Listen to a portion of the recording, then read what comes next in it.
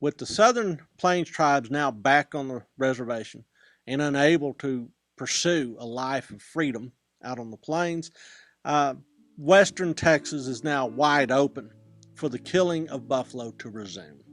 In fact, it picks up again in the winter of 1875-1876 and builds towards a crescendo in the winter of 1876-1877.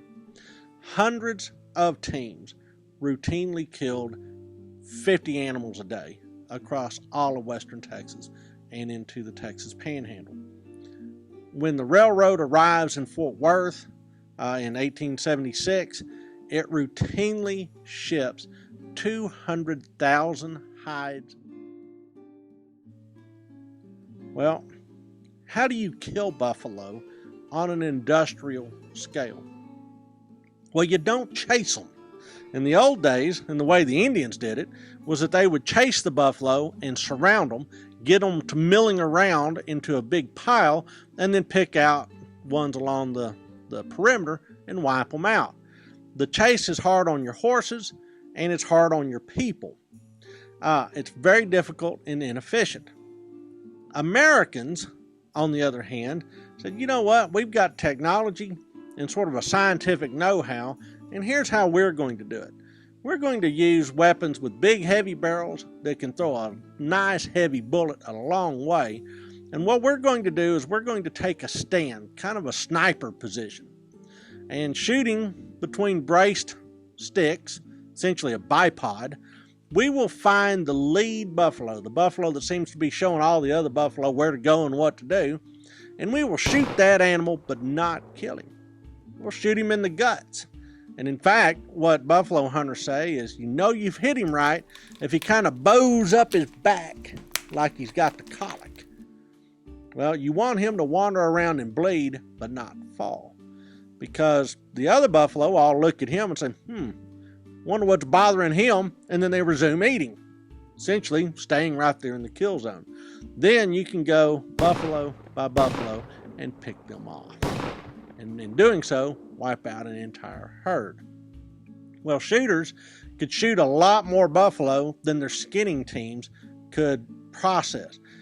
Usually you'd have one shooter, maybe 3 or 4 skinners. Shooter would spend all morning shooting buffalo and then spend the afternoon finding the next location from which to shoot. The skinners would follow behind and start yanking the hides off of those dead animals. They would use a technique very similar to skinning a deer with a four-wheeler today. I mean, they would actually have a hook underneath the back axle of the wagon. They would hook it into the buffalo hide after making several strategic cuts and actually just peel that hide off by driving the wagon forward. In addition to the shooter and the skinners, you also had a supply man that would yo-yo between supply depots like Fort Griffin or Buffalo Gap or down in San Angelo. Pick up supplies, more food, more lead, more powder, and then go back out onto the plains to find the hunting teams. This was a little tricky, and so landmarks like the old chimneys at Fort Phantom Hill became critical. That actually became such a well-known landmark that shooting teams and supply runners would oftentimes exchange messages in tin cans in the ruins of that fort. But it was a pretty well-oiled machine, all things considered. And the buffalo started to dwindle down. One of the places that becomes sort of a secondary buffalo hide center is the town of Rath City. And Rath City up near the Double Mountain Fork of the Brazos River, near Hamlin, Texas, is another rendezvous point for all these hunting teams heading out onto the plains. Well, as the slaughter increases, there's a new Comanche leader, Black Horse, that is determined to make one last stab at stopping the slaughter. And in 1876, he takes 170 followers and they head out onto the plains. Now this is in December and it's cold, but that's when the hunters are active. Now Black Horse and his guys set up in the canyons near present-day Lubbock, Texas. And from there, they start to find these isolated hunting teams. Now, if you're a buffalo hunter, your ammunition's for shooting buffalo. And so by noon, these Indians watched. These hunters were all out of ammunition. They might have had a pistol or a sidearm, but the big, heavy-hitting guns, they were empty. And it was at that time that the Indians made their move. And pretty soon, they start killing buffalo hunters out there on the plains, and word starts to spread along the frontier, especially in Rash City. U.S. troops come in to investigate. It's cold, there's a bad break of winter weather, and they give up the hunt. So the buffalo hunters that are all kind of bunched together at Rash City decide that they will go out there and settle the score with the Indians.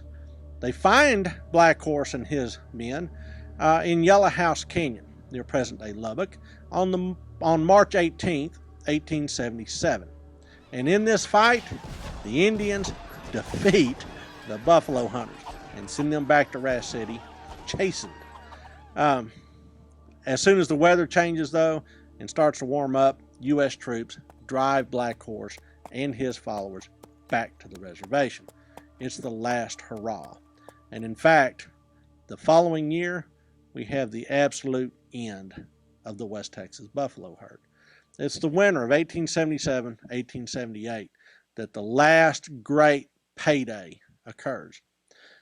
Well, speaking of payday, why are these guys killing the buffalo? Because there's money to be made. In fact, from about November through February, about a 4-month period of time, a hunter skinner team could bring in nearly the equivalent of $250,000 in today's dollars, $10,000 back then.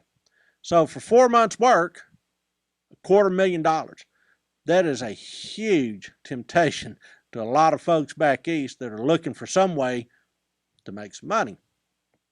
Well, after the winter of 1877, 1878, buffalo only occur in West Texas in onesies and twosies.